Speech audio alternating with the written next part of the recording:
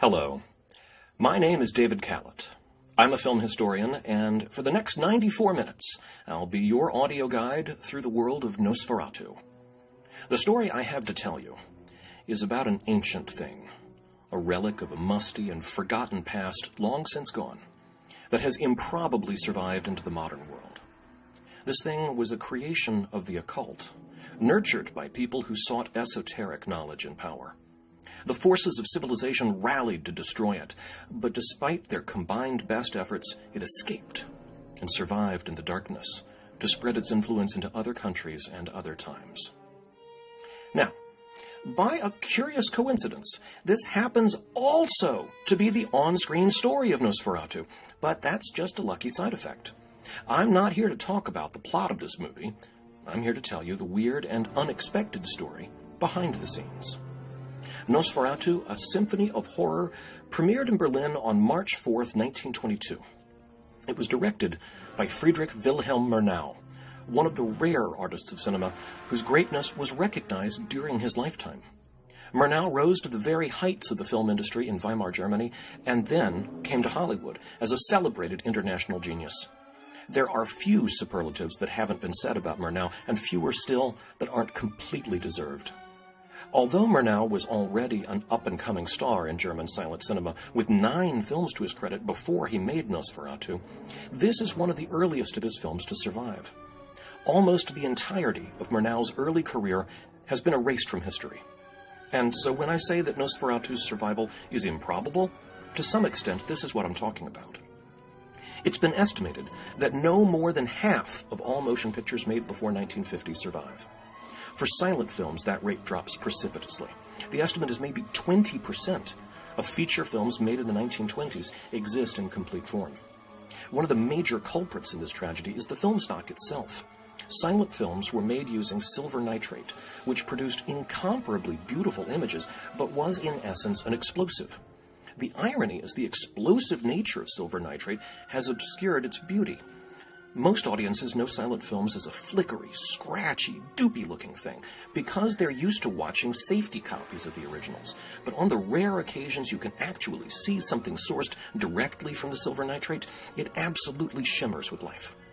Murnau's films were made for studios that went bankrupt in a country that ceased to exist during World War II. Now let's be charitable and say that silent films today have at best a niche market, and that's being unduly generous.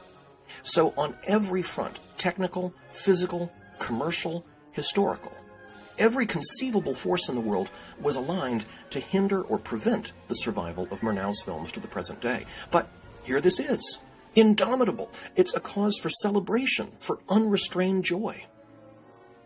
One of the pieces of Nosferatu that has improbably survived to the present day is Murnau's personal copy of the script, with his annotations made during production and post-production. Thanks to this artifact, as well as personal letters sent back and forth between Murnau's associates, we know something about where the movie was filmed. Much of it was shot on location, which was highly unusual for German film of the era, which tended to be very studio-centric.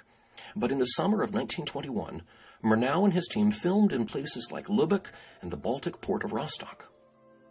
This opening shot of the church tower overlooking the fictional town of Visborg, and most of the establishing shots of the village and its harbor that we will see throughout the film, were shot in early August 1921 in Wismar. In the fall of 1921, after the exteriors and location work was completed, Murnau brought the production team to the Youre studios in Berlin-Johannisthal for the interior shooting. The absence of most of Murnau's previous works put scholars in an awkward bind. We can compare Nosferatu to what came later in Murnau's career, but not so well to what came before. For that, we can only speculate. And there are aspects of Nosferatu which are anomalies in the context of Murnau's career, but that missing context permits us to avoid those questions, to sweep the anomalies under the rug. For example, what we see in these opening scenes with Hutter and his wife Ellen is a pronounced romantic aesthetic. Now, I don't mean romantic in the sense of lovey-dovey and all that. If anything, the relationship between Hutter and Ellen seems more like brother and sister than husband and wife. But in terms of larger traditions, this sequence, and indeed huge swaths of this film, are aligned with the style of German Romanticism. Some shots are even conscious and deliberate evocations of German Romantic paintings by the likes of Caspar Friedrich, Ludwig Kircher, Georg Kersting, and Arnold Böcklin. The emphasis, at this point, is on a pastoral beauty and natural realism. But that's not what the film is remembered for. Ellen's weird, goth chick response to being handed a bouquet of flowers by her sweetie, "Why'd you kill the pretty flowers?"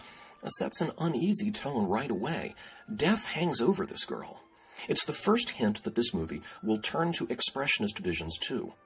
Modern, extreme, and threatening, the emphasis will turn away from nature to artifice, from landscapes to dreamscapes, from sunlight to shadows, and a naturalistic, realistic style of acting will give way to exaggeration and stylization.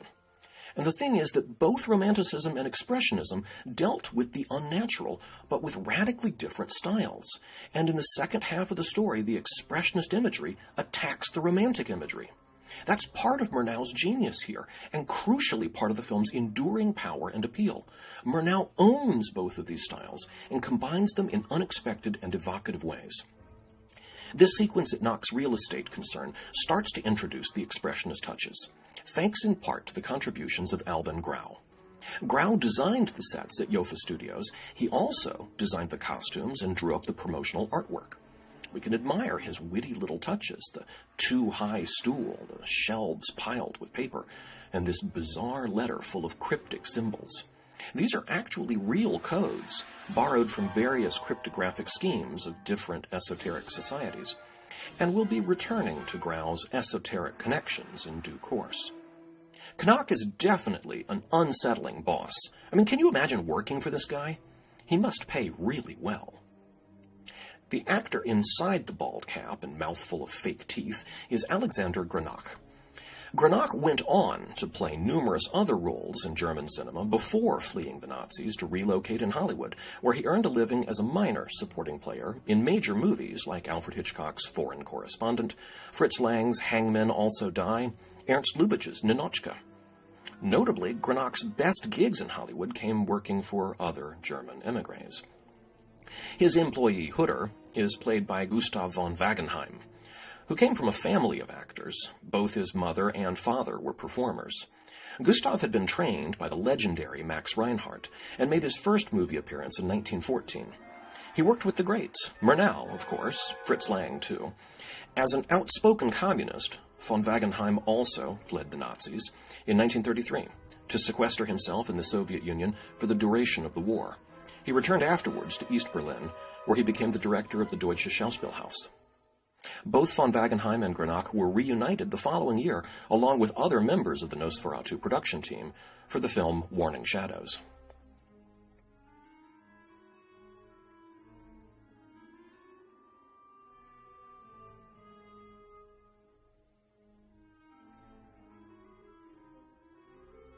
Knock suggests that Hutter tried to sell Count Orlok the property right across from Hutter's house, and we cut to a view of the place, a massive, decaying structure that looks like it was created by Alban Grau as an expressionist prop. But in fact, it's a real place, believe it or not. It was built by real people for some other purpose unrelated to vampires. And it, too, has improbably survived to the modern day. You could go there if you wanted, and it looks the same now as it does in the film, with those melty walls and droopy windows. It's a former salt warehouse in Lübeck that still looks just as decrepit and haunted as it did in 1921. Now is probably a good time to get some biographical background on Murnau. For one thing, that wasn't his name. He was born Friedrich Wilhelm Plump. And yes, that name is just as unflattering in German as it is in English. He grew up in the bucolic splendor of Westphalia, and from the start he was an imaginative dreamer of quiet demeanor and a voracious reader. He studied art history at the University of Heidelberg, and from there developed a wider interest in the arts. He took to acting, and did so under an assumed name, to avoid his father's disapproval. And it was here that he adopted the name Murnau, taken from a town of the same name. Now, the town of Murnau was situated in rural Bavaria, and was the headquarters of the artist colony Der Blaue Reiter. Friedrich Wilhelm spent some time there in the company of the likes of Wassily Kandinsky, and for the first time, he felt himself at home among peers. It was in Murnau that F.W. first fell in love, with the poet Hans Ehrenbaum Degele. This place had given F.W. his identity, so it might as well have given him his name. Many commentators look back to Murnau's pastoral childhood as the source point of his career-long nostalgia for countrysides, but we can also spot there another key factor. We're not talking about a well-to-do kid here, but someone who knew the hard life, whose formative years were spent among the downtrodden. Along with the recurrent fantasy of country life, Murnau's films repeatedly echo imagery from the artists of Der Blaue Reiter, such as Gabriele Munter. As a young actor, he caught the eye of the legendary Max Reinhardt, who contracted him for a 6-year posting in Berlin. Murnau's time with Reinhardt was interrupted by World War I, during which Murnau volunteered for service, saw heavy combat, and distinguished himself on the field. He was promoted to officer and eventually became a combat pilot. He survived 8 separate plane crashes, the last of which got him interned in Switzerland for the duration of the war. It also left him with a damaged kidney, which meant he scarcely took another drop of alcohol as long as he lived. Released from Switzerland at the end of the war, he returned to Reinhardt and his blossoming career in the theater, and severed nearly all ties with his family. Save for his brother and mother, Murnau disowned the Plump clan from then on. In 1919, Murnau made his film-directing debut with The Blue Boy, based on the famous painting by Thomas Gainsborough.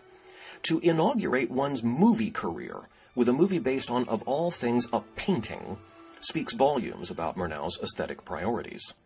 Within just 3 years of that debut, Murnau made Nosferatu, followed not long after by The Last Laugh, and then Faust, which won him a fat Hollywood contract.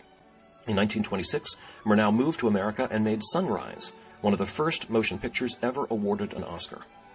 So what we have in Murnau is a once-in-a-generation talent who happens to be working in an institutional environment where the director has a substantially higher degree of authority and creative latitude than anywhere else. As a result, it's an easy trap to fall into, to think of Murnau's films as wholly auteurist creations, in which he and he alone is responsible for all the creative decisions.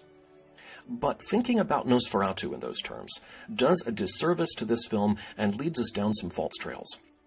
Murnau is just one of several competing aesthetics at work here. A major one, to be sure, but still part of a larger dynamic, and it's in the tension between these competing and sometimes contradictory aesthetics that the film draws its curious power. Now let me map out a few of these competing aesthetics for you here. First, we have the fact that this is a movie adaptation of Bram Stoker's Dracula. I'll return later to a discussion of what was going on in Bram Stoker's head and in his society at large when he wrote that book, but for now, I feel pretty comfortable that Dracula is enough of an established force in popular culture that I can just say, movie version of Dracula, and you have a working set of expectations of what that might mean. And one of those working expectations is a realization that Dracula is a work of 19th century Gothic literature by a Victorian Englishman, whereas this movie is a 20th century work of German expressionism by an artist who is principally trained as an art historian and who is associated with German Romanticism. So, the second of our key creative oppositions is the way in which Murnau, as a visual artist of the Romantic tradition, comes to this with a set of aesthetic predispositions that are fundamentally in tension with English Gothic literature. Third would be the fact that even though Murnau was a largely independent artist working in the director-friendly world of Weimar cinema, even so, there are cultural expectations built up around Weimar cinema, and he's inevitably working within that tradition. Specifically, Weimar cinema has a strong attraction to fairy tales. The Nibelungen, the Cabinet of Dr. Caligari, The Student of Prague, The Golem, Faust, Destiny, Homunculus, Alraune, Tartuffe, Waxworks, Warning Shadows. The key works of German silent film are set in fantasy lands and dreamscapes. Contemporaneous with this film was another major landmark classic of German silent cinema, Fritz Lang's Dr. Mabuse the Gambler. And the marketing for that film largely centered around one really distinctive feature. It was set in the modern day. And that by itself became a selling point within a film industry where practically everything else was set in a fairy tale past. We can see this influencing Nosferatu in that Stoker's novel was set in the same period in which it was written and received, 1890s England. Dracula is about the ancient vampire of the fairy tale past invading the modern day present. But in this adaptation, The story has been shifted from 1890s England to 1830s Germany. It's been forcibly relocated back into that fairy tale past. And at the same time, the character names have been changed. Now, the default understanding of this, the conventional wisdom, is that screenwriter Henrik Galeen changed the names as a way of concealing the fact that this was an adaptation of Dracula to avoid having to pay any copyright license fees. This isn't the case. The opening titles clearly state that this is an adaptation of Stoker's Dracula. If you're trying to hide that fact, bluntly stating it right off the bat is a poor strategy. No source has ever actually documented that Galeen or Murnau or anyone else involved in this made that choice to change the names due to copyright considerations. Even when the Stoker estate sued for copyright infringement, it didn't come up as a defense.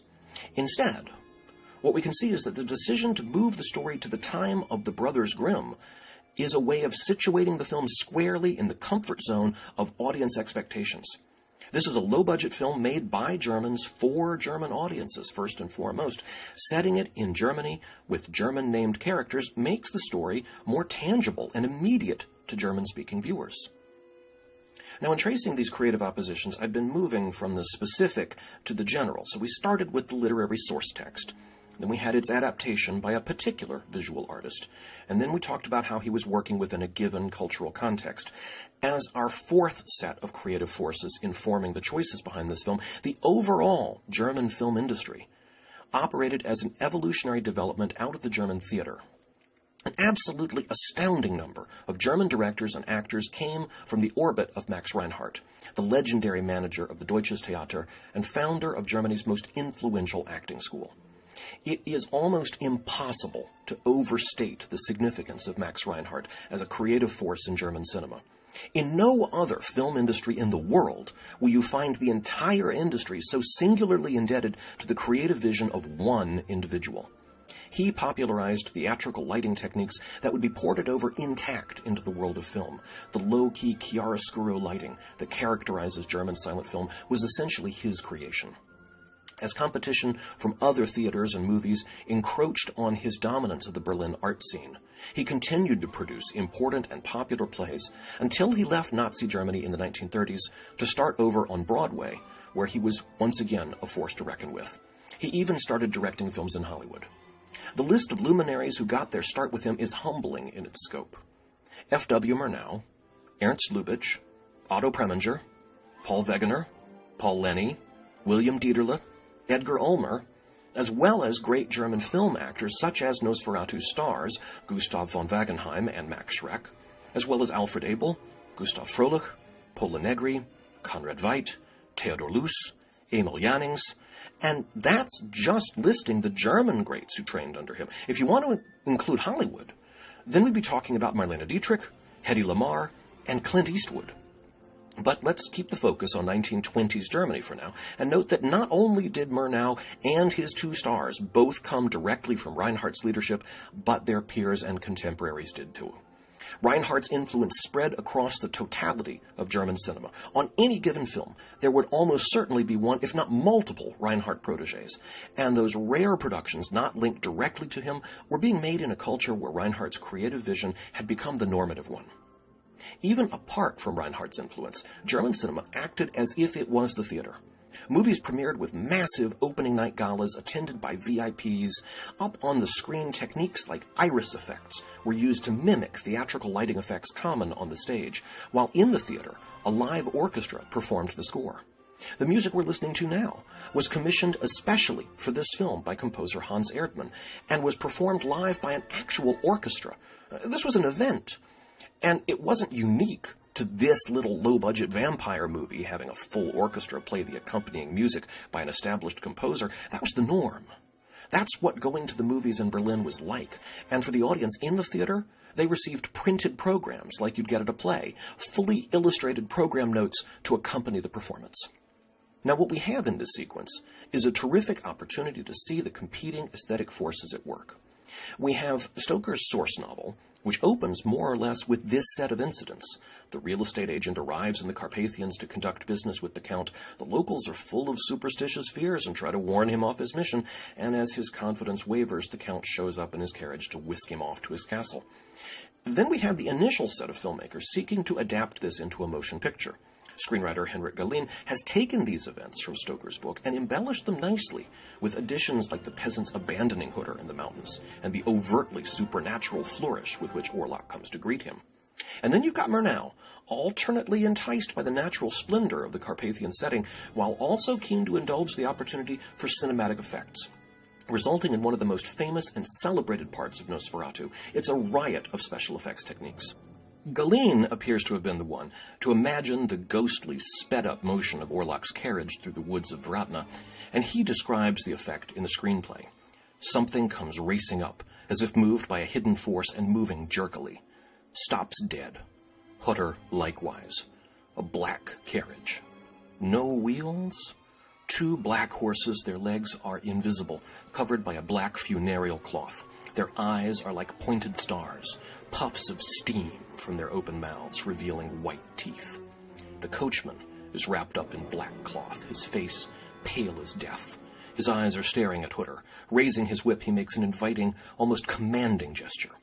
Step by step, as if pulled by invisible threads, Hutter approaches the uncanny creature and gets into the carriage. It reverses quick as lightning and dashes off, disappears.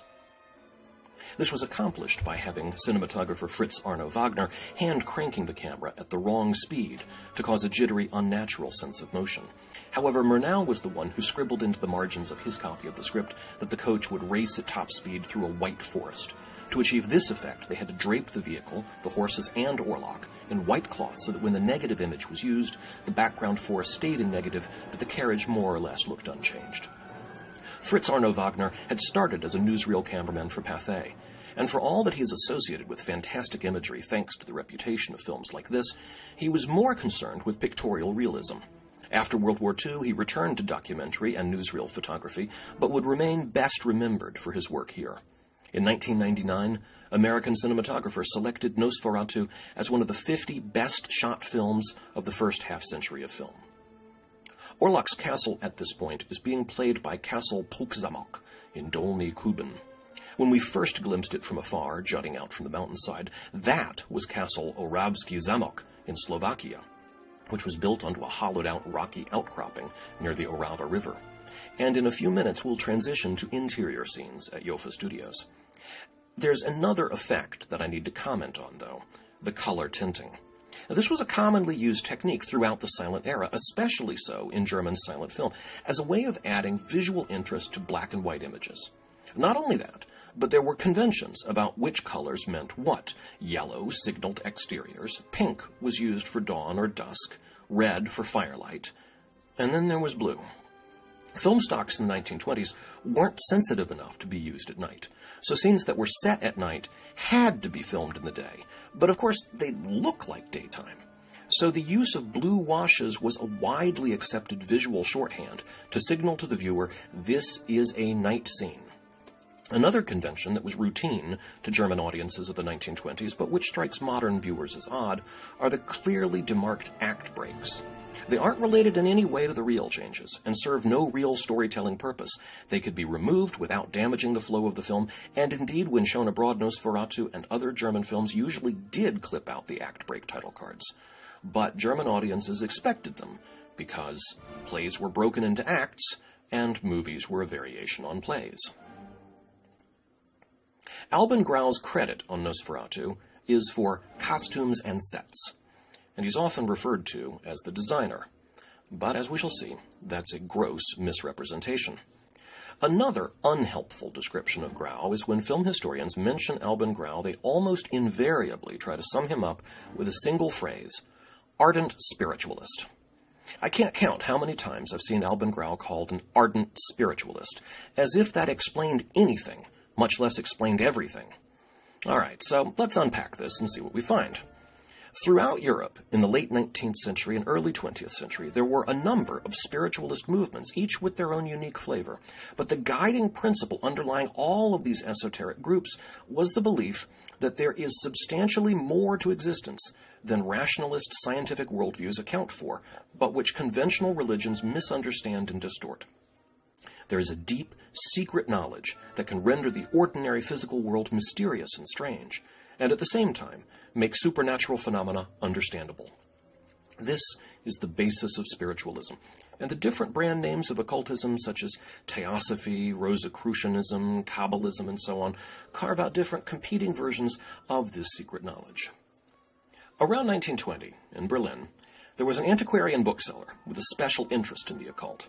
His name was Heinrich Trenker, and he was extremely successful in selling occult and spiritualist books, so much so that he started founding various occult societies as well. After a while, he consolidated a number of these organizations into a single group, the Grand Pansophical Lodge of the Orient, Berlin. Naturally enough, he made himself Grand Master, and the secretary was another prominent occult bookseller, Eugen Grosch. The second in command of the Grand Pansophical Lodge, however, wasn't an occult bookseller. He was an aspiring designer named Albin Grau. The Pansophical Lodge boasted a membership of some 100 Germans, which made it the largest group of its kind in Germany.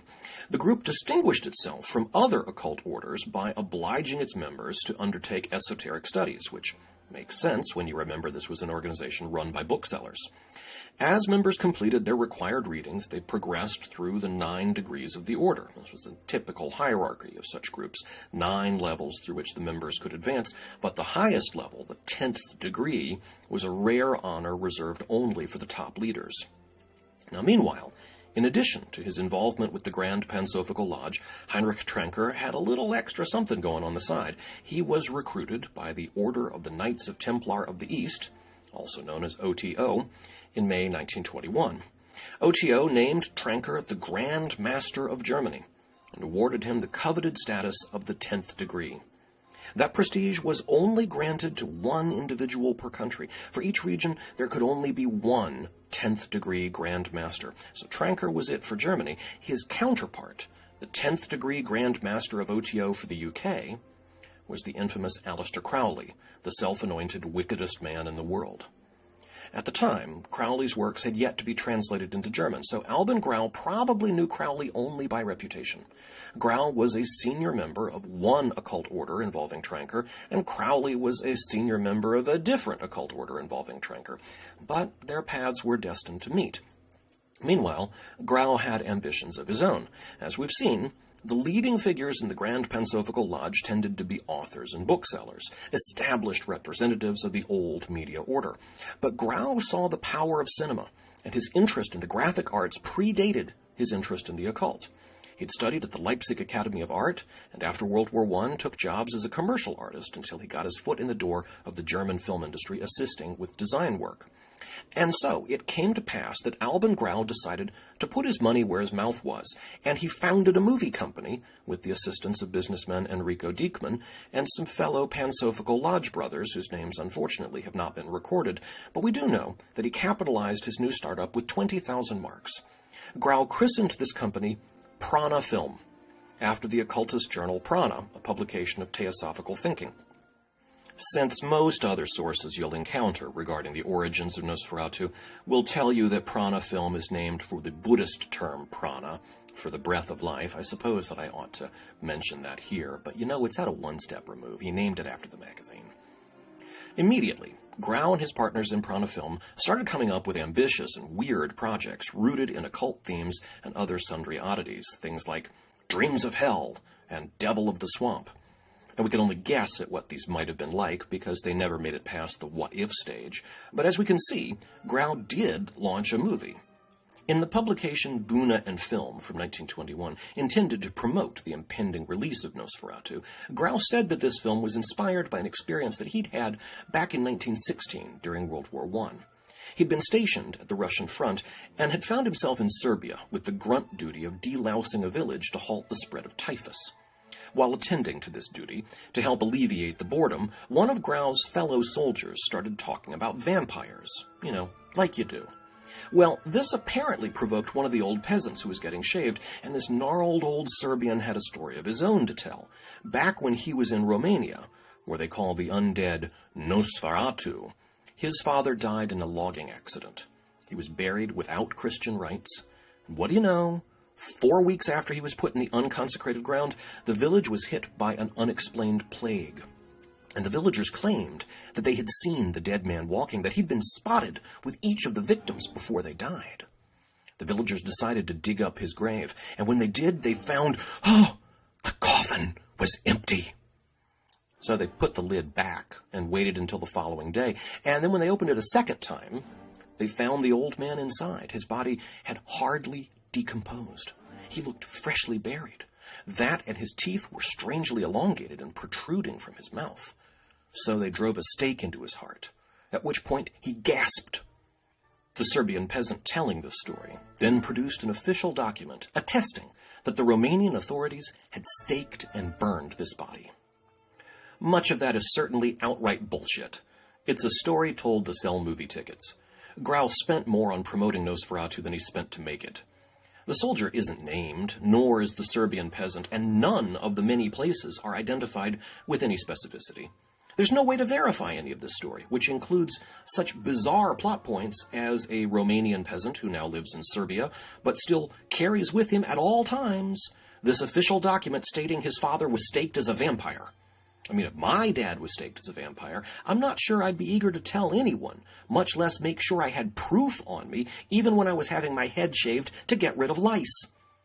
But of all the ludicrous nonsense packed into Grau's anecdote, there's one part I accept. And that's the bit about digging up a corpse and finding it strangely intact, and then it groans and moves when you stake it. That sort of thing does happen. It's completely ordinary. It's not supernatural at all.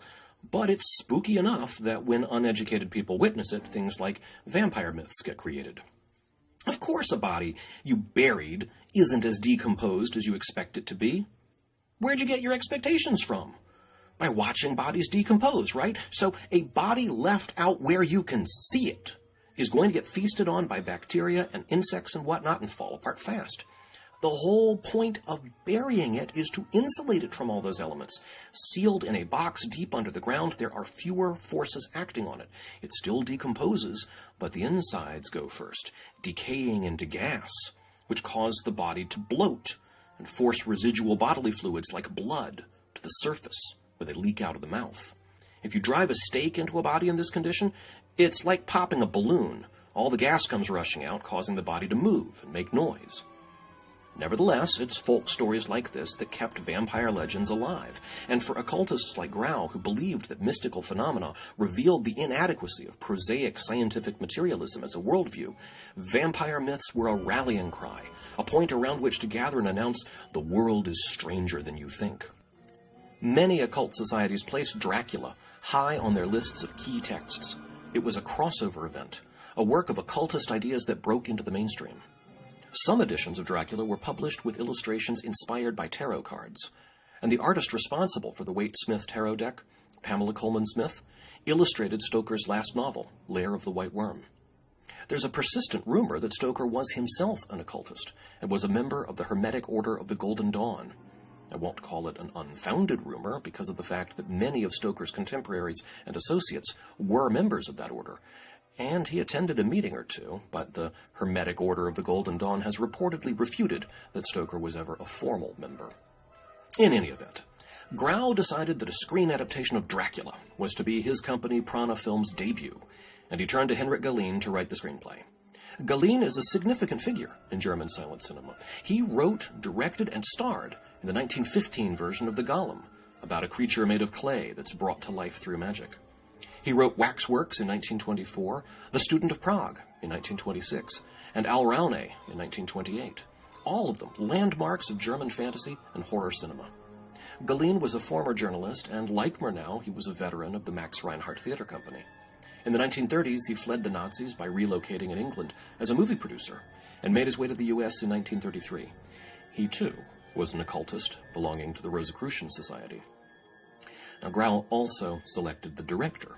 He did so on the basis of his experience in 1920 designing publicity material for a film called Journey into the Night by an up-and-coming director named F.W. Murnau. Grau engaged Murnau to direct Nosferatu for Prana Film, and Grau assisted in the pre-production development of the visual style of the film by preparing extensive concept art, which bordered on actual storyboards. Grau's artwork was also used for publicity purposes. So, Alban Grau gets credit on the opening titles for designing the sets and costumes, which he did.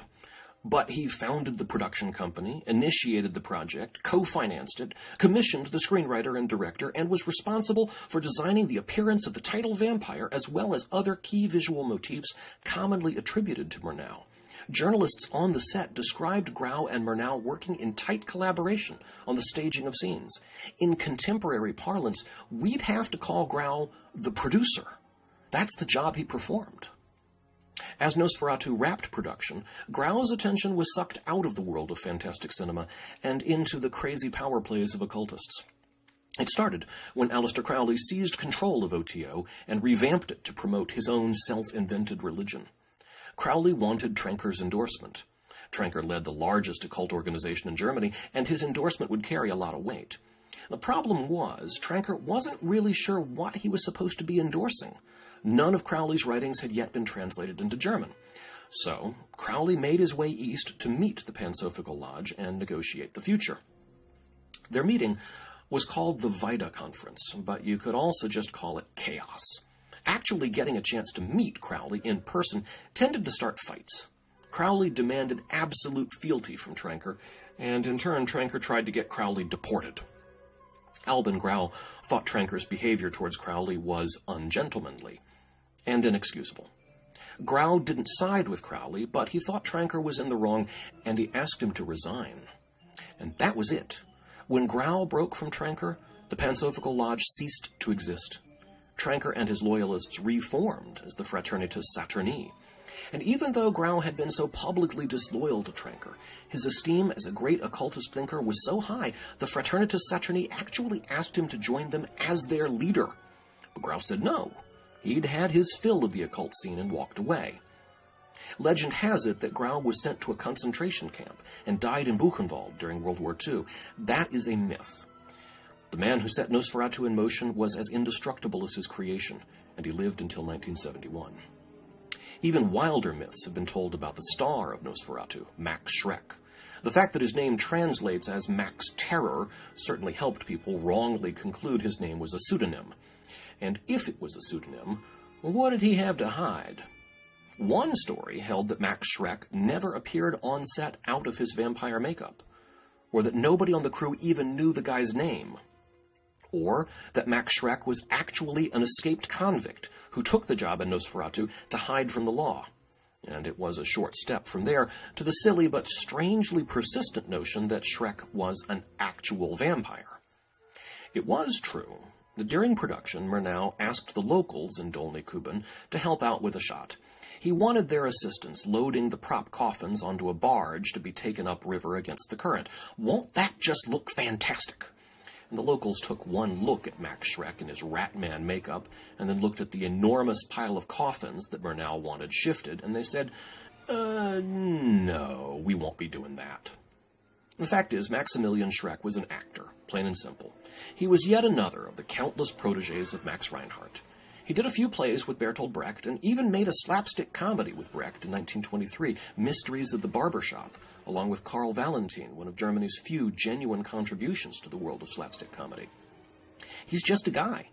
And if you think he was a nameless, escaped convict, then just go watch some more German silent films, and there he is, again and again. He passed away in 1936. Despite all the enthusiasm that Grau and his fellow occultists had for adapting Dracula, one thing none of them seemed to have put any thought into was whether they actually had the legal right to do what they did. They never asked the estate of Bram Stoker for permission, and seemed blithely unprepared when that estate responded with entirely predictable outrage. Nosferatu opened in Berlin in March 1922 with a heavy drumbeat of publicity, thanks to Grau, determined to push this first true esoteric movie. It didn't make a lot of money, and it was having trouble finding its audience. But meanwhile, word of its premiere made its way west, where it invaded the seclusion of the widow Florence Stoker. One minute she's happily playing with kitty cats in her windowsill and pining for her lost husband, and the next, here's this hideous creature from the East invading her world and bringing nothing but pain. Outside of Dracula, none of Bram Stoker's other books were even in print anymore, and the money from Dracula was spotty and unimpressive. But there were people who thought Dracula could be adapted into other media, such as the stage. and they were prepared to license those rights so long as Florence could claim ownership of them and police their use. Unauthorized use of Dracula threatened her livelihood, and she wasn't going to take that without a fight. In April 1922, the British Incorporated Society of Authors approached Florence Stoker and asked if she'd like to become a member. She immediately accepted, paid her nominal dues, and then presented herself to the Society's representative, the wonderfully named G. Herbert Thring, to tell him that she was the victim of copyright infringement in Germany by a movie company called Prana Film, whoever they were. As Thring soon discovered, Prana Film wasn't anybody, really, not anymore.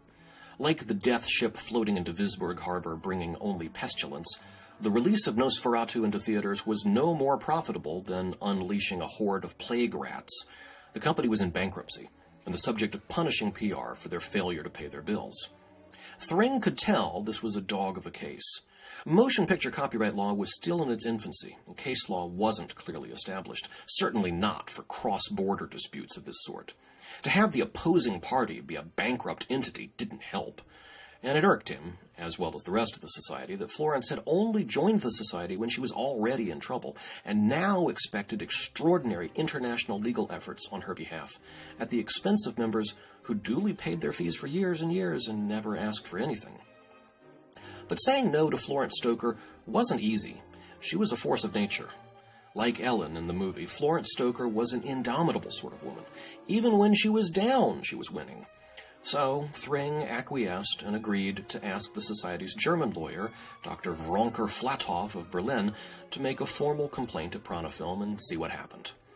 And by the way, G. Herbert Thring and Dr. Wronker Flathoff, I mean, seriously, folks, you can't make this stuff up. By June, it was clear that Wronker Flathoff wasn't going to be getting any money out of the carcass of Prana Film, and the Society wanted to call it a day and go home. But Florence kept badgering them. In letters back and forth, Thring keeps vowing to quit, and then keeps soldiering on in Stoker's service like her own personal Canuck. What was already an expensive endeavor for the Society just kept snowballing, and the successful prosecution of the case wasn't likely to bring any money back to the Society's coffers, nor was Florence paying for any of this beyond her nominal annual dues. Suddenly there was a light at the end of the tunnel. The Germans made a settlement offer. Actual cash money, on the condition that they were allowed to use the title Dracula and all the original character names when the film opened in the UK and America. Florence wasn't keen on this settlement. She had hopes to sell the film rights herself and dreamed of a bigger license fee than the Germans were offering. If Nosferatu opened in America under the name Dracula, she could kiss any movie deal goodbye. Also, Germany's economy in 1922 was in such a free fall that being paid in German marks was a bit like being paid in Monopoly money. It's only worth something inside the game. Eventually, Prana's bankruptcy was disposed in court, but the receivers refused to pay anything to Stoker and instead appealed the decision. This was July 1923, and it would take another couple of years for the appeal to wend its way through court, and when the appellate court ruled in Stoker's favor in February 1925, Prana's receivers went and appealed that ruling. It was July 20th, 1925, 3 years after Stoker first raised her objection, that Prana's last appeal ended. All prints of Nosferatu were to be destroyed. Florence Stoker had won. And as the Society leaves started to turn later that year, she was invited to join another society, this time the Film Society of London, whose august membership boasted the likes of Bernard Shaw, H.G. Wells, Julian Huxley, and so on. And guess what they were planning to show for their members? Just guess. But it gets worse. Not only were they going to show Nosferatu, which wasn't even supposed to exist anymore, but it wasn't called that anymore. The print they had was titled Dracula. Remember when Prana had offered a settlement in exchange for the rights to use the book's title and character names? Well, they'd gone ahead and changed the title cards after all. Florence immediately went back into battle mode and sucked poor old Thring back into the case he thought he'd finally escaped. They started pummeling the Film Society with threatening letters, but the Film Society stood their ground. Their organizer, Ivor Montagu, was a pioneering film preservationist who would later work for Alfred Hitchcock on the post-production team of The Lodger and go on to be the producer of several of Hitchcock's British thrillers. Montagu argued that the Society was a private club whose screenings were not open to the public and not commercial in motive. They had a legal right to show whatever film they wanted, and copyright law didn't enter into it. If Florence had a complaint against the makers of the film, that was a separate matter that had no bearing on the Society's ability to screen it. But Florence wasn't thinking about shutting down one piddly little screening for a bunch of London hoity-toits. She wanted the bigger prize. Find out how this copy even got into Montagu's hands in the first place, and then go try to shut that source down.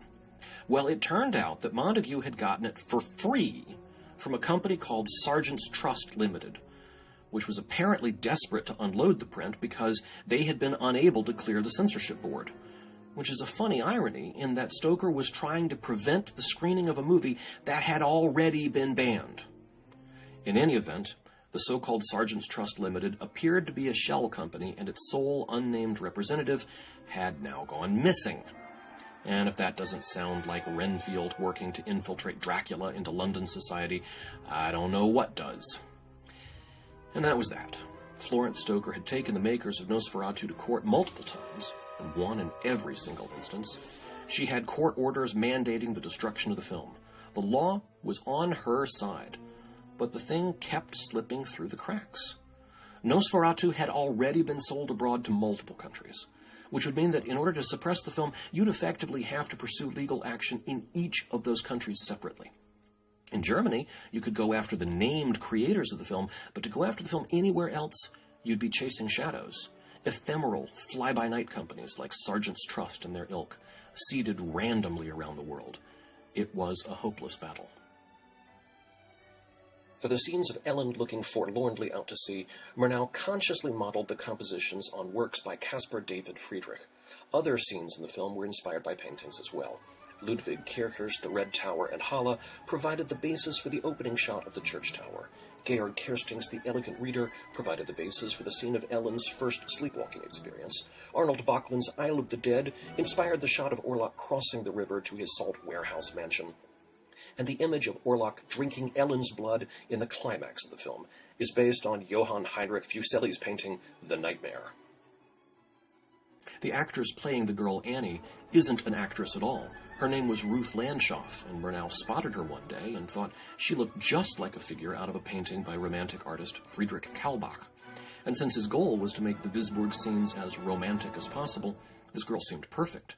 Murnau had to negotiate with her mother to get permission to use Ruth on the film when she was out of school. The actress playing Ellen is Greta Schroeder. She'd worked with Murnau previously on a film called The Smuggler's Madonna from 1920. That's one of those early Murnau works now believed lost. She also appeared in the 1920 film version of The Golem, directed by her one-time husband Paul Wegener and written by Henrik Galeen. This hauntingly beautiful beachside graveyard where she does her grim staring routine was filmed at List on Silt in late summer 1921.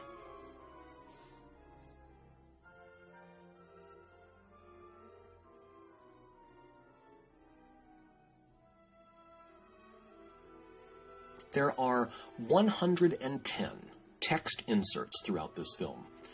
Those are act break cards, coded letters, journal entries, and traditional silent movie intertitle cards.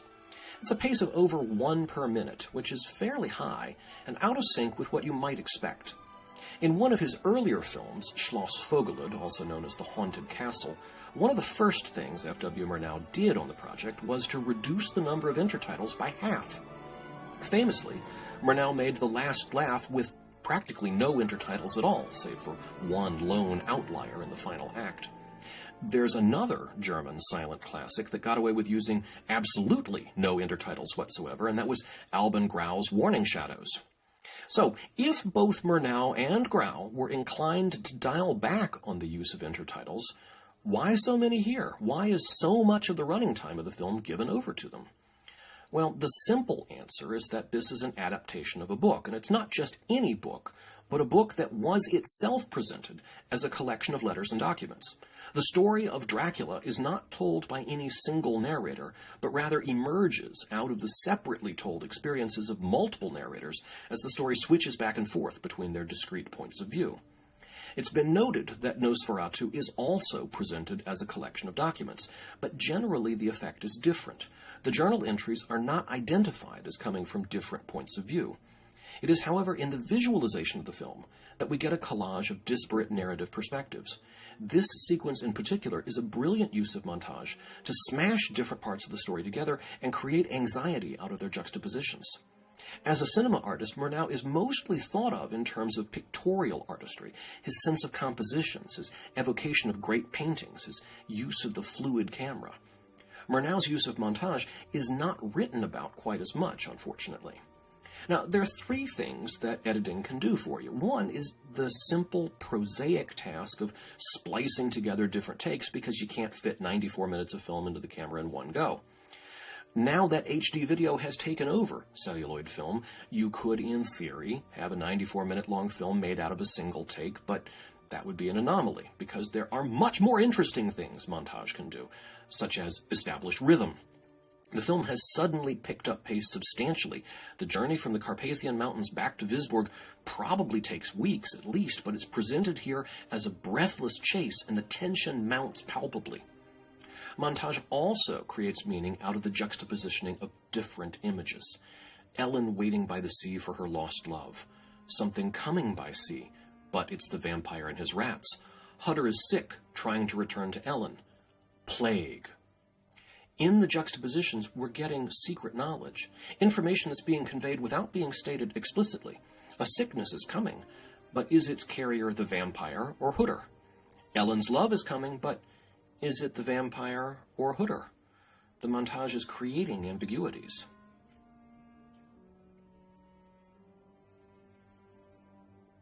The Demeter is the one name in the film that hasn't been transformed from the novel. That's also what the ship in Dracula was called.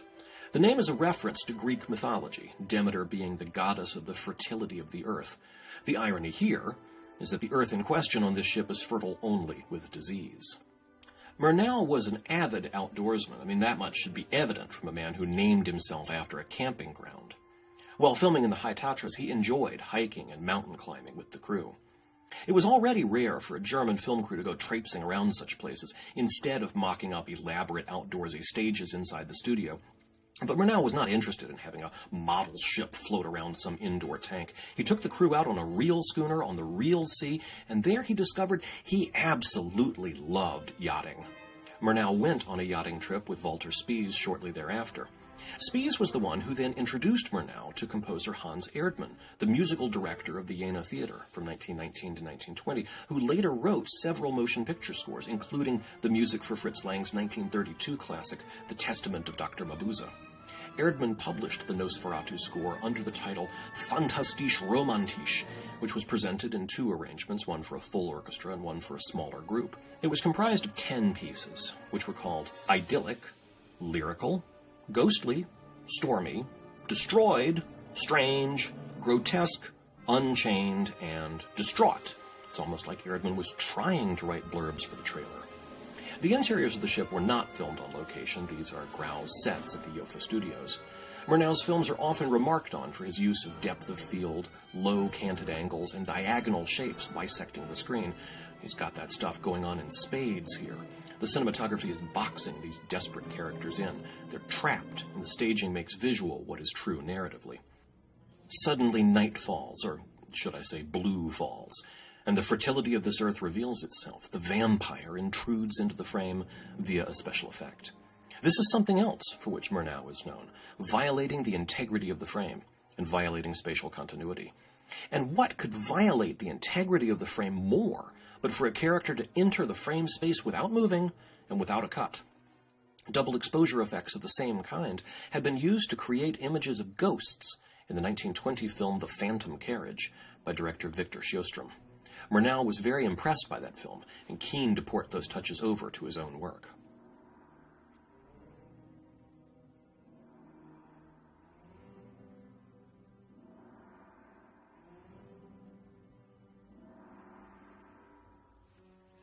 Meanwhile, the editing is continuing to build to a crescendo. By cross-cutting the shots of Hutter racing frantically to return to Visborg, with the scene about the ship's first mate's heroic resolve to go below decks and confront whatever is down there, Murnau gives us a tentative sense of hope. Maybe Hutter will get back to Visborg before the vampire and warn everybody. Maybe the Demeter's surviving crew can stake the damn thing. The forces of good are rallying to meet the challenge. A few minutes ago, montage was being used to generate anxiety and ambiguity. Now it's being used to inspire a moment of hope, and in just a few more seconds, he'll yank that hope away.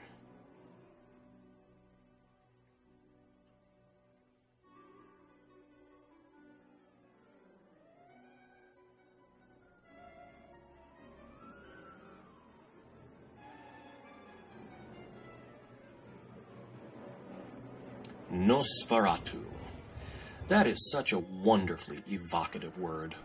It's possibly the most perfect example of onomatopoeia ever devised. In English, there are associations to feral animals, Lucifer, asphyxiation. In French, the word Nosferatu comes disquietingly close to sounding like "we will consume you." In German, there are connotations of earth and rats. It's almost too good to be true. Well, is it? In his promotional short story about the Romanian vampire, Albin Grau claimed that Nosferatu was the Romanian word for vampire, and it seems most commentary on the film has unquestioningly repeated this claim. And there's a second origin story that also gets cited frequently, that the word Nosferatu derives from the Greek nosophorus, for plague carrier. Bizarrely, some sources even manage to cite both of these claims at the same time, as if it makes any sense for a Greek word for plague carrier to inspire a Romanian word for vampire, or vice versa. There's no linguistic connection between Greek and Romanian, and no conceptual link between plagues and vampires, except in this film. It isn't part of the vampire myth generally, or the Dracula legend specifically. The fact is, Nosferatu isn't a Romanian word at all. It's a made-upian word. And if you say nosophorus to a Greek speaker, they're just going to stare at you blankly. It isn't a recognizable word in common usage. Now, that being said, the film's uncanny linkage between vampire lore and plague metaphors is an extraordinary embellishment. Grau's design for the vampire as a man-sized humanoid rat is the most powerful visual idea in the whole film, and the swarms of rats that emerge from the coffins are truly unsettling. Murnau had wanted to unleash hundreds of rats, but that turned out to be logistically impossible, so he had to content himself with a mere handful, which he filmed so carefully that they appear to be more numerous.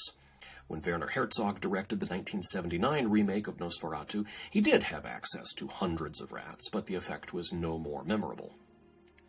The whole plague metaphor needs some context for today's viewer to fully grasp. World War I was a 4-year-long experience that killed around 10 million people, mostly young men slaughtered in combat. The technology of war had developed to the point where not only did the war slaughter 10 million in horrible ways, but modern medical science was good enough to spare the lives of many injured soldiers who'd been disfigured in combat, neurologically damaged by exposure to gas, or traumatized by PTSD. David J. Schall has written very eloquently on the idea that World War I loosed back into society huge numbers of the walking dead, people who would have died from their injuries in any other age, but were now able to return to society thanks to the work of mad scientists, their bodies and souls damaged but still ticking. In Schall's formulation, it's completely understandable that popular culture after the First World War would respond with monster movies. Germany got there first with the fairy tales we talked about before, and Hollywood followed suit about a decade behind with Dracula, Frankenstein, and a cycle of gothic horror pictures. But to talk about the rise of 1920s and 30s horror cinema as a response to the horror of World War I is incomplete. There's another piece of this puzzle, and Nosferatu's emphasis on plagues helps us find it. As the war started to wind down in 1918, Europe and the rest of the world convulsed in the grip of an influenza pandemic that raged through 1919. More civilians died as a result of the flu than from the war. More people died from the flu than had been killed by the Black Death. Over a third of the planet was infected. 5% of the world's population died in a single year. And let's talk about who those people were who died, because you might expect that it would be the old, the sick, the weak, the typical victims of the flu. No, this flu was weird. It was some kind of perverse punishment from God. You see, this flu went after otherwise healthy young people, and it killed them. It had an especial affinity for pregnant women. The women who survived childbirth, well, they lost their babies. After a war that nearly erased an entire generation of young men, to have a disease that wiped out a generation of young women and their children, it was easy to slip into superstition, to think this plague was indeed some kind of curse.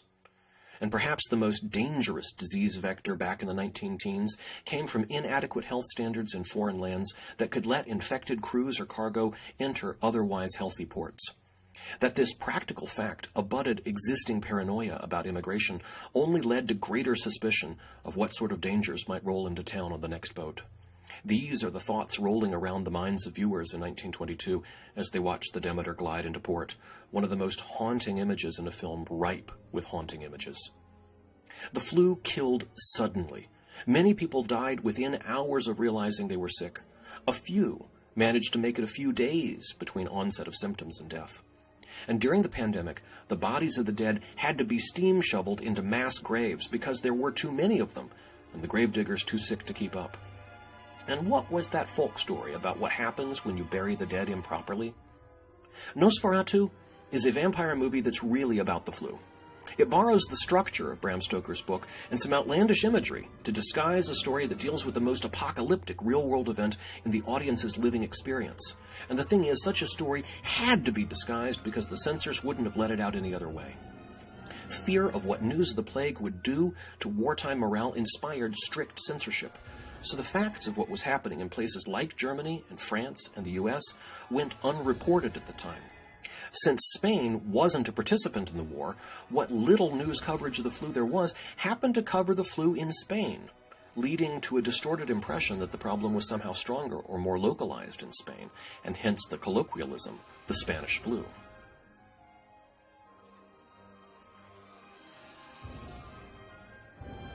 Now, here's a question for you. Who wrote these journal entries that keep interrupting the film? The author is strangely well informed about events that don't appear to have been witnessed by third parties. Not only does the writer seem to understand secrets of the vampire, such as why they travel with coffins, the journal also describes how phantoms came to greet Hutter in the Carpathian Mountains, how Ellen's soul hears the call of the vampire. I mean, when you actually stop to think about it, the only narrative perspective within the story that actually knows all of these various details firsthand is Orlok himself. That's probably not what was intended, but I do like the perversity of the idea. Nosferatu premiered in the United States in 1929, 7 years late. It had absolutely no institutional support by that point. It was basically being dumped on the market by an indifferent distributor. During its brief and ignominious run in 1929, Nosferatu got poor reviews in the U.S. and wasn't generally received as a Murnau film. Murnau had made his big international splash with Faust in 1926, been scooped up by Fox to come to Hollywood to make Sunrise in 1927, and by 1929, Murnau was making City Girl and The Four Devils. Nosferatu was old news. From what I've read, the U.S. print was like the U.K. one, titled Dracula and using the original character names. Universal was then in negotiations with Florence Stoker for the movie rights to Dracula, and they didn't want a competing version out in the marketplace any more than she did. So they bought out the U.S. distributor of Nosferatu in order to take the film out of circulation. And guess how much they paid to buy the film outright? All of $400. Once the film was in Universal's hands, it seems the production team on the 1931 Dracula took a careful review of it because there are several moments in Todd Browning's film that mimic scenes in Murnau's, especially in the opening reel. But that's speculation.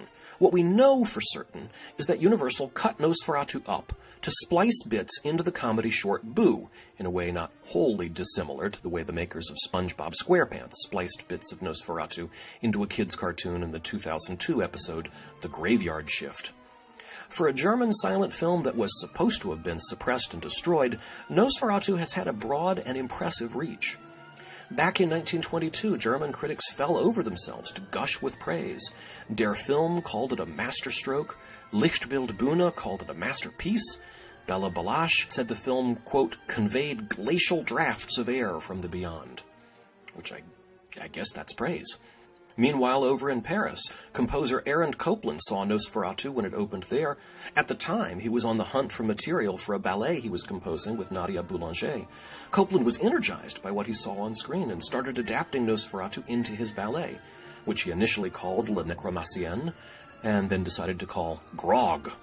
He adapted it freely, perhaps even more freely than Galeen had adapted Stoker's novel, and although Grog was never staged in its original form, Copland cannibalized its music into later works like his Dance Symphony.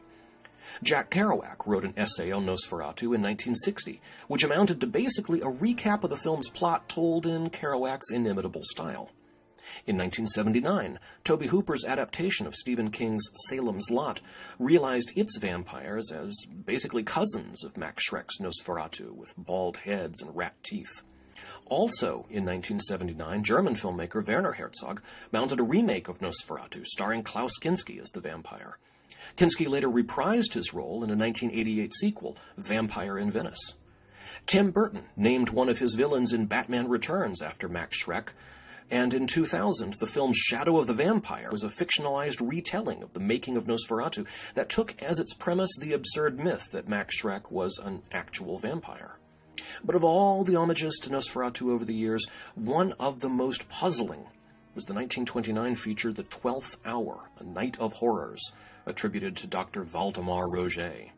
This alternate cut of Nosferatu had a substantial amount of additional footage not filmed by Murnau, and also used some footage that clearly was shot by Murnau but hadn't been seen in the original cut.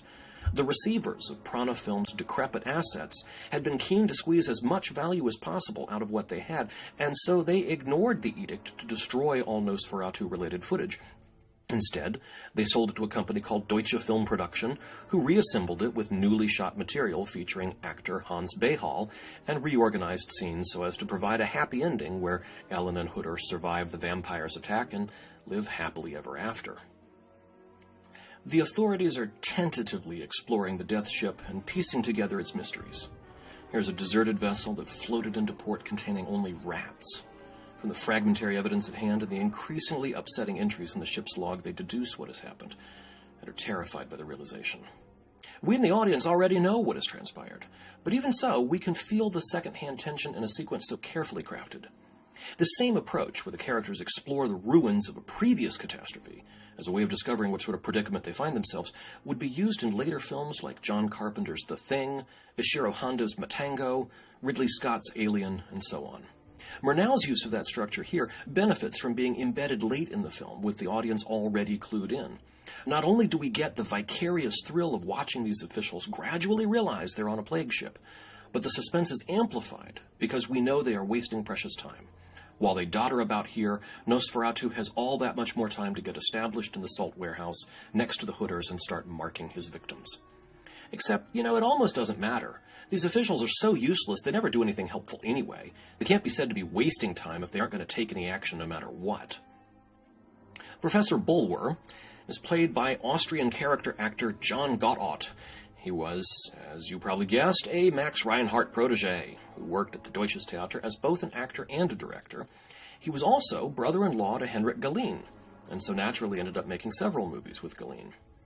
In her book, The Haunted Screen, Lottie Eisner described Gotthard as Hoffman-esque and said he seemed admirably suited to the cinema right from his first appearance as the star of Paul Wegener's 1913 version of The Student of Prague. Gotthard had quite a career appearing in Germany's many fantasy and horror films of the 1920s. In addition to The Student of Prague, he also graced F.W. Murnau's now-lost 1920 film, The Hunchback and the Dancer, Robert Wien's vampire film Genuine, Paul Lenny's Waxworks, something called Algol, Tragedy of Power, which is said to be one of Germany's first science fiction films, and his final movie was in the 1932 Edgar Allan Poe omnibus, The Living Dead. And see, 1932 was when the Nazis came to power, and since Gotthard was a Jew, he was suddenly banned from working. He didn't flee right away, as many of his contemporaries did, but made his way to Poland a few years later. I wish I could tell you he, too, improbably survived the coming horror and lived happily ever after in the U.S. or something, but the sad fact is, in 1942, he was killed by the SS.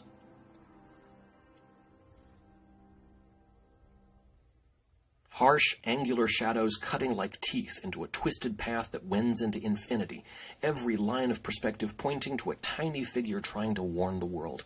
This is the moment where the expressionist imagery attacks the romantic. We've seen this village before. These shots and the other scenes of the winding alleys of Visborg were filmed in Lübeck, the same place where the opening scenes of the film were shot. The same village can be either a romantic vista or an expressionist nightmare. So let's talk about that for a bit. Romanticism is linked to expressionism in terms of art history. German Romanticism was an art movement in the late 18th century that focused on man's relationship to God, and it tended to veer into the realms of fantasy and the uncanny as a consequence. German Romantic paintings depict forlorn figures dwarfed by wild and unfriendly landscapes. Expressionism took this existing tradition and allowed the landscapes to disconnect from reality and move into unrealistic dimensions, but still focused on depicting human alienation. Put simply, expressionism is the idea that a character's interior mental state will leak out of their body and distort the environment around them. The classic example of expressionism in movies is The Cabinet of Dr. Caligari, which featured insane characters scrambling across equally insane landscapes. In order to achieve such effects, expressionist designers tended to work in the studio where the sets could be constructed to order to suit the design purpose. It's much harder to do this on location because the settings are what they are, and it's therefore up to the cinematographer to employ camera position and lighting to create the expressionist effects. It is therefore thanks to the careful eye of cinematographer Fritz Arno Wagner that the same physical reality could be photographed in either a romantic or an expressionist style. Wagner was arguably the preeminent photographer of Weimar cinema. His credits include several of Murnau's works, including Schloss Vogelöd, The Haunted Castle, as well as The Burning Soil, some key Fritz Lang works such as Destiny, Spies, M, and The Testament of Dr. Mabuse, and some works by G.W. Pabst, including Diary of a Lost Girl and Threepenny Opera. All of these films are marked by that sense of alienation in a hostile world, an engagement with a documentary-style realism that also functions as stylized expressionism. But those other films are notable for their use of controlled studio locations. There's something especially thrilling about the way he manipulates found reality in this film.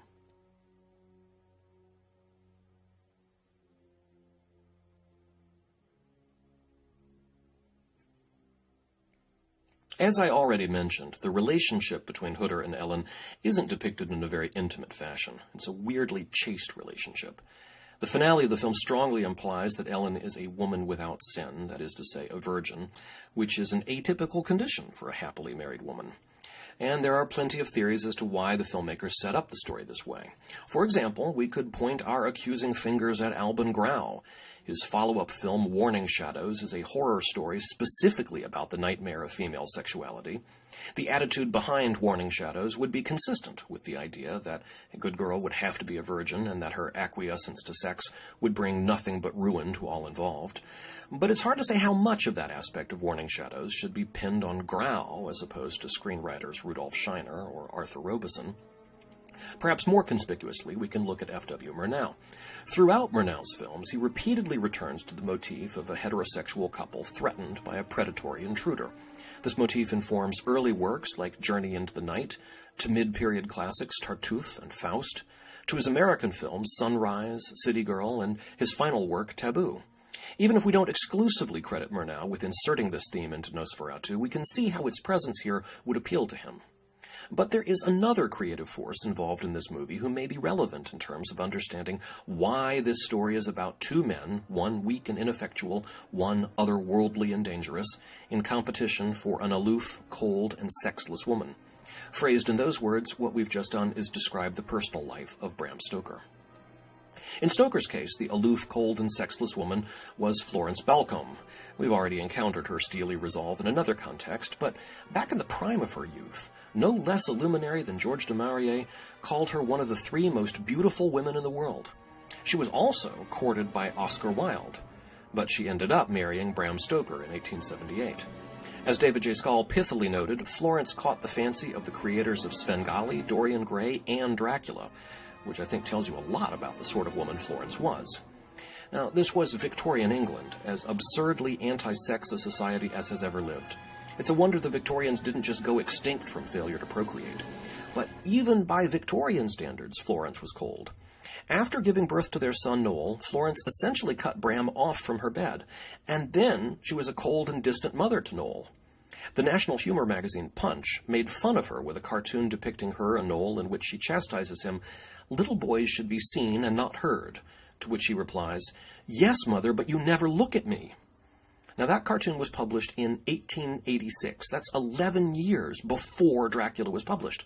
In other words, 11 years before any notoriety or fame that Dracula might have brought to the Stokers, her frostiness was enough of a public matter that a national humor magazine figured it was fodder for a joke. Bram Stoker's sexless marriage to Florence wasn't the only personal relationship that informed his development of Dracula. We also need to talk about the famous actor Henry Irving. For almost 30 years, Bram was a close friend, confidant, and professional manager to Irving. The bond with Irving was arguably more meaningful than his marriage to Florence.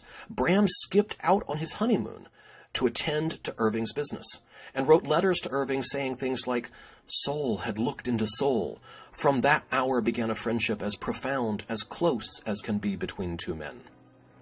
There is a school of thought that Bram's relationship with Irving was purely mercenary. Stoker loved the theater, and through Irving had found a way to achieve high status and a stable income in that world, which then served as a support system as he launched his literary career. But then again, Irving wasn't the first guy to receive breathless letters from Bram Stoker. Earlier in his life, Stoker had written similar stuff to Walt Whitman. "How sweet a thing it is for a strong, healthy man with a woman's eyes and a child's wishes to feel he can speak so to a man who can be, if he wishes, father and brother and wife to his soul." Stoker's very first letter to Walt Whitman went on for some 2,000 words and included a complete physical description. "I am 6 feet 2 inches high and 12 stone weight naked, and used to be 41 or 42 inches round the chest. I have a big mouth and thick lips, sensitive nostrils, a snub nose, and straight hair." He closed the letter saying, "I have been more candid with you, have said more about myself to you than I have ever said to anyone before. You will not laugh at me for writing this to you. It was with no small effort that I began to write, and I feel reluctant to stop." Stoker went on to write gender-bending fiction, full of men who become women, women who pretend to be men, and, of course, the androgynous Dracula, who sucks on both men and women alike. In one famous scene in Dracula, the vampire slices open his nipple and breastfeeds an adult woman with his blood. That Dracula is meant to be read as a vaguely autobiographical fever dream is signaled by the fact that Stoker's contemporaries recognized the character of Dracula as a thinly disguised representation of Henry Irving. Then, just a couple of years after Dracula was published, Stoker's former rival for Florence's affections, such as they were, was put on trial for sexual crimes. We're talking about Oscar Wilde, tried and sentenced for homosexuality. Oscar Wilde and Bram Stoker were peers. They had both idolized Walt Whitman. They had both admired Henry Irving. They had both written landmarks of horror fiction. And they had both pursued Florence. Only now, Oscar was singled out as a monster and sentenced to 2 years' hard labor, an especially cruel punishment for a soft and sensitive artist. So this is what was going on around the man who created Dracula, a man whose life was dominated with sexual anxiety. He created a work of enduring power and popular appeal by transforming that anxiety into extravagant fiction. Like an occultist using secret codes to encrypt a message, he coded the various apprehensions and fears that attended his private feelings and sexual relationships into symbols that could either be appreciated for their strange surface attributes or could be interpreted by those with access to the codebook. As originally written by Bram Stoker, the female character, called Mina instead of Ellen, is a damsel in distress caught between the predatory intentions of the vampire and the ineffectual heroics of her husband. The person who saves the day is Professor Van Helsing, a heroic scientist who understands the occult and the paranormal, yet can rally the resources of the physical world to oppose those demons. Van Helsing is the kind of man Albin Grau probably wanted to be. As adapted into the screenplay by Henrik Galeen, the Van Helsing character, renamed Professor Bulwer, was reduced in importance. In Galeen's script, there's this farrago of activity around the townspeople chasing Knock, a precursor to all those iconic scenes of angry mobs with pitchforks from the Gothic horror films of the 1930s. And it's during this commotion that Orlok makes his play for Ellen. Meanwhile, Hutter has sought out the help of vampire specialist Bulwer, but they arrive too late to save her. Instead, the vampire has perished before they even get there. In Galeen's script, Ellen is just a passive victim. The vampire feasts on her all night and ends up destroyed by the sunrise by accident. A sort of King Kong-y beauty killed the beast act of hubris. Now, to be honest, enough of that remains in the film that you could interpret the death of Count Orlok as his own inability to keep track of time.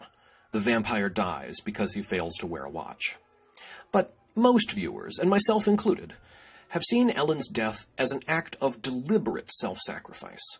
And this is entirely thanks to F.W. Murnau, who embellished this climactic sequence with all of the key scenes establishing Ellen's conscious agency.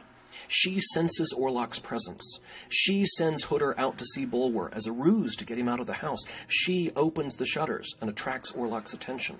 She nervously awaits his arrival. Ellen's the heroine of the story only because of what Murnau added.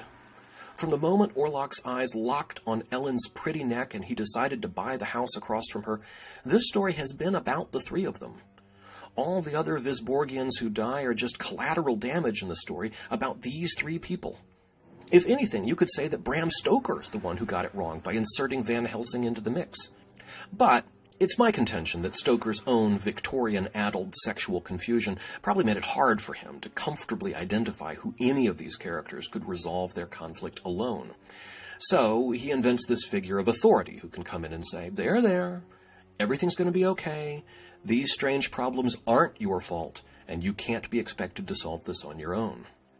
For their part, occultists Alban Grau and Henrik Galeen were likely to be more focused on the idea that the world is full of strange things that ordinary people can't tame. It's actually surprising they didn't keep the Van Helsing character intact when they prepared the adaptation. But perhaps the grim mood of Weimar Germany argued against a happy ending, where the forces of rationality triumph over the monsters. In any event, it surprises me not at all that Murnau changed it. Not only was he a keen dramatist who understood that the correct dramatic resolution of this twisted love triangle would need to come from within, not without, but this is basically straight out of the Murnau playbook. I mentioned before that Murnau repeatedly made movies about lovers threatened by predatory outsiders, and time and again the couple defies that intruder and comes out stronger.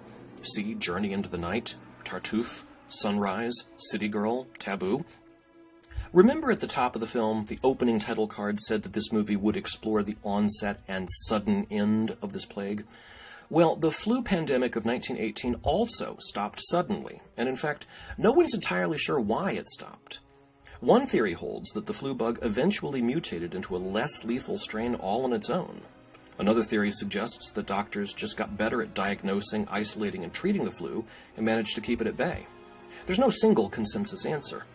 But I've never read any theory suggesting that the flu was stopped when a woman who was without sin stayed up all night seducing it to death. But, who knows? So, yes, I'm equating a vampire's bite with sexual activity. Of course I am. If you don't agree, if you don't see any sexual connotation in a man who steals into a woman's bedroom while her husband is away so he can penetrate her flesh and exchange bodily fluids, good on you. But you're choosing to cut yourself off from all the most interesting subtexts in vampire fiction. Ellen's sacrifice has obviously been a locus for critical attention and competing analysis. The whole thing is so oversignified, it can almost be read in any possible way. Meanwhile, the Bulwer on screen comes across as an ineffectual boob, transformed from a potential vampire fighter into an utter loser who just stands around looking foolish while the Hausfrau gets all the real work done. Which brings us to Siegfried Kracauer. His massively influential book From Caligari to Hitler starts with the eminently reasonable thesis that the large-scale cultural undercurrents that give rise to the major events of history will also be evident ahead of time in popular culture. And since the major historical event in Germany in the 1930s was the rise of Adolf Hitler, Krakauer's theory was that the pop culture of the Weimar era that led up to the Nazi era would itself be ripe with depictions of pre-Hitlerian tyrants. And if Krakauer tries too hard to read every single film of the era with this one monolithic interpretation, it has to be said that the abundance of German horror stories in the 1920s gave him a lot of low-hanging fruit. Krakauer claimed that Ellen's sacrifice derived from Dostoevsky's notion of the noblest man being the one who suffers not for himself, but for his fellow men. And Krakauer went on to say that Dostoevsky's widespread popularity among the German middle class was itself tied to the rise of Nazism. The German editor of Dostoevsky's books, Müller-Vanderbroek, came up with the concept and terminology of the Third Reich. Krakauer said this concept of noble self-sacrifice smacked of what he called the middle class's aversion to social and political change. A terrible tyrant could rise, and the citizens would passively accept their lot because to suffer nobly under the tyrant was preferable to messy revolution and resistance. I don't see it that way at all. Ellen is not a passive victim. Read her sacrifice in Christian terms if you choose. She dies so that we might live. Sure. But her death genuinely does bring about social change. If Count Orlok is a pre-Hitlerian tyrant, this woman brings him down. Tell me that's not a political reading. The conventional authorities of the state are useless and ineffective, while it is up to the citizens, good-hearted people who keep their eyes open and aren't afraid of making tough choices, to keep the monsters at bay. So, let's bring this all together, shall we? It starts with Bram Stoker, a Victorian Englishman living a life of considerable sexual anxiety, who translates his private apprehension into a work of literature that has stood the test of time. Dracula was then seized upon by a community of occultists for whom it was more than just fiction, but a popularization of the secret mysteries of life. One of the occultists, Alban Grau, happened to be a designer on the periphery of the film industry, and he was so innervated by the idea of making a film adaptation that he founded a movie company and hired F.W. Murnau. Murnau, in turn, was a visionary artist of uncommon abilities, who, along with Grau, staffed Nosferatu with actors and technicians all at the top of their game. They brought so much talent to bear on the production that even though it is stylistically hardly representative of German silent cinema, it has nevertheless been accepted as one of the signature keystones of the entire era. Their work was outside the law, however, and the estate of Bram Stoker sued. In every single court that Stoker's widow brought her claims, the law sided with her and ruled against Nosferatu. Yet, despite a succession of court orders mandating the destruction of the film, it has survived to this day, ceding its influence on all who see it. At times, the commercial value of Nosferatu was negligible. It was given away for free, or for $400, which is pretty close to free in Hollywood money. But its value has never been properly assessed in purely commercial terms. Stoker's claims be damned, no one but her wanted to see this thing destroyed. For the last 94 minutes, I have repeatedly invoked the phrase improbably survived to the present day, but there is an answer to that riddle. Nosferatu survived because it is good. Uncommonly, profoundly, undeniably good. And oh boy, have I enjoyed watching it with you. I'm David Callett. Thank you for your attention.